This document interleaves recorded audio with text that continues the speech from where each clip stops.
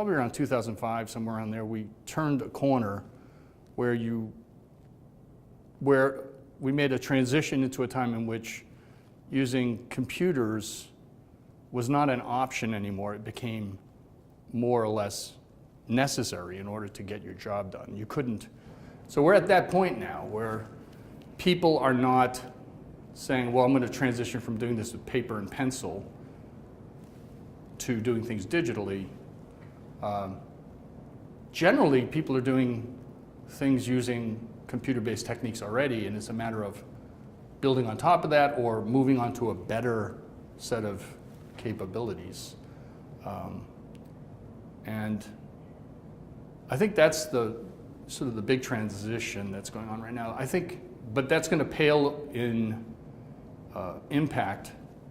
It's going to be very clear that we have yet a huge transition coming with the advent of 5G. So since we are now so mobile, but this point of inversion is coming where the device itself will be so capable and the bandwidth issues that are still associated with using a smartphone will go away. And so the next generation, will be 100 times more connected than we are now. Businesses have taken great strides in the wrong direction relative to deep work. The best example of that is the movement to open offices, which is simply proven over and over again to be destructive of concentration and getting things done, and are only suitable workplaces for sociopathic extroverts. Productivity is a difficult term. We took a term that was originally based on, sort of a manufacturing metaphor. Like we want to speed up the assembly line a little so we get more pieces coming off the end of the assembly line per unit of time. And generally, as long as you can control for quality, that is a benefit because your margins get better. As long as, Charlie Chaplin with the wrenches on the line can keep up. The reality is, though, for most people not working on an assembly line, it's not really a question of increasing the number of units that come off the end of some, supply chain metaphor, so, something that's analogous to an assembly line. It's, in most cases, we're really talking about better outcomes.